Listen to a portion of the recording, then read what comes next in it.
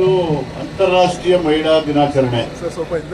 ಎಲ್ಲ ಮಹಿಳೆಯರಿಗೆ ಶಿಕ್ಷಣ, ಸಮಾನತೆ, ಆರ್ಥಿಕ ಸ್ವಾವಲಂಬನೆ, ರಾಜಕೀಯ ಅಧಿಕಾರ ಲಭ್ಯ ಆಗಲಿ ಅನ್ನೋದೇ ಮಹಿಳಾ ಅಂತಾರಾಷ್ಟ್ರೀಯ ದಿನದ ಪ್ರಮುಖವಾದಂಥ 4 ಬೇಡಿಕೆಗಳು.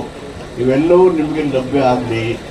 ಬಾಬಾ ಸಾಹೇಬ್ ಅಂಬೇಡ್ಕರ್ ಹಿಂದೂ ಕೋಡ್ ಮುಖಾಂತರ ಮಹಿಳೆಯ ಹಕ್ಕುಗಳನ್ನು, ಸಮಾನತೆಯನ್ನು, ಸಮಾನ ವೇತನವನ್ನು, ವ್ಯಕ್ತಿ ಗೌರವವನ್ನು ಮಾಡಲಿಕ್ಕೆ ಒಂದು ಕಾಯ್ದೆಯನ್ನು ತಂದು, ಮಹಿಳೆಯರಿಗೋಸ್ಕರನೇ ಈ ಕಾಯ್ದೆ ಪಾರ್ಲಿಮೆಂಟಲ್ಲಿ ವಿರೋಧ ಆದಾಗ, ಮಹಿಳೆಯರ ಹಕ್ಕಿಗೋಸ್ಕರ ಅದನ್ನು ಮಾಡದೇ ಇದ್ದಾಗ ಮಂತ್ರಿ ಪದವಿಗೆ ರಾಜೀನಾಮೆ ಕೊಟ್ಟಂಥ ಇತಿಹಾಸ ನಿಮಗೆಲ್ಲ ಗೊತ್ತಿದೆ.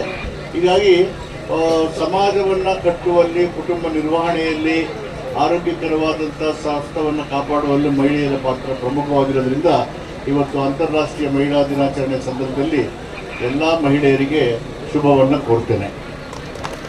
ಇಂದು ಕಾರ್ಪೊರೇಷನ್ ವತಿಯಿಂದ ನಮ್ಮ ನಗರ ಪಾಲಿಕೆ, ಮಹಾನಗರ ಪಾಲಿಕೆ ಸ್ವಚ್ಛತಾ ಮೈಸೂರು ರಸ್ತೆ ರೋಡ್ ಶೋ ಸ್ವಚ್ಛತಾ ಕಾರ್ಯಕ್ರಮವನ್ನು ಹಮ್ಮಿಕೊಂಡಿದ್ದಾರೆ.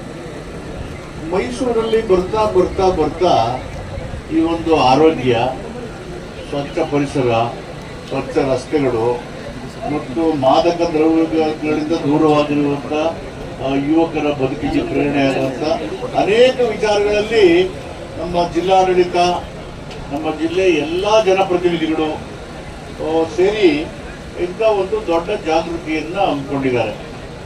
ಮೈಸೂರು ವಿಶ್ವವಿಖ್ಯಾತ ನಗರ, ಸಾಂಸ್ಕೃತಿಕ ನಗರ.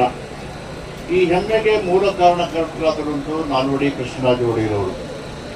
ಅವರ ಮುಂದಾಲೋಚನೆಯಿಂದ ಇವತ್ತು ಮೈಸೂರಿನಲ್ಲಿ ವಿಶ್ವವಿಖ್ಯಾತಿಯನ್ನು ಪಡೀಲಿಕ್ಕೆ ನಾವು ಮೈಸೂರವರು ಅಂತ ಹೇಳ್ಕೊಳ್ಳೋಕ್ಕೆ ನಮಗೆಲ್ಲ ಹೆಮ್ಮೆ ಇದೆ. ಈ ಹೆಮ್ಮೆ ಪಟ್ಕೊಳ್ಳದೇನೆ ಏನೋ ಒಂದು ಪರಿಸರ ಸ್ನೇಹಿ ವಾತಾವರಣವನ್ನು ನಿರ್ಮಾಣ ಮಾಡಿ ಸ್ವಚ್ಛ ಮೈಸೂರನ್ನು ನಿರ್ಮಾಣ ಮಾಡಬೇಕು. ಅದರಲ್ಲಿ ಪ್ರತಿಯೊಬ್ಬ ನಾಗರಿಕರ ಜವಾಬ್ದಾರಿ ಇದೆ, ಪ್ರತಿಯೊಂದು ಕುಟುಂಬದ ಜವಾಬ್ದಾರಿ ಇದೆ. ಎಲ್ಲಿ ಬೇಕು ಅಲ್ಲಿ ಕಸ ಹಾಕ್ತೇನೆ, ಎಲ್ಲಿ ಬೇಕು ಅಲ್ಲಿ ಉಗಿದೇನೆ, ಎಲ್ಲಿ ಬೇಕಂದ್ರೆ ಹೆಂಗೆ ಬೇಕು ಸ್ವೇಚ್ಛಾಚಾರದಿಂದ ಅವರ ಪ್ರಾಣಿಗಳನ್ನು ಬಿಟ್ಟುಬಿಟ್ಟು ಅಲ್ಲಲ್ಲೇ ಎಲ್ಲ ಕೆಲಸನೂ ಮಾಡೋ ರೀತಿ ನೋಡ್ತೇನೆ. ಕ್ಲೀನಾಗಿ ಮೈಸೂರನ್ನು ಮೇಂಟೈನ್ ಮಾಡಬೇಕು.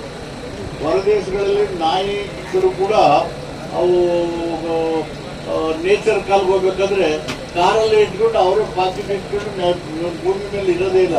ಆಸ್ಟ್ರೇಲಿಯಾ ಕಡೆ ಎಲ್ಲ ಅಷ್ಟೊಂದು ಪ್ರಜ್ಞೆ ಇದೆ ಪರಿಸರದ ಬಗ್ಗೆ, ಸ್ವಚ್ಛತೆ ಬಗ್ಗೆ.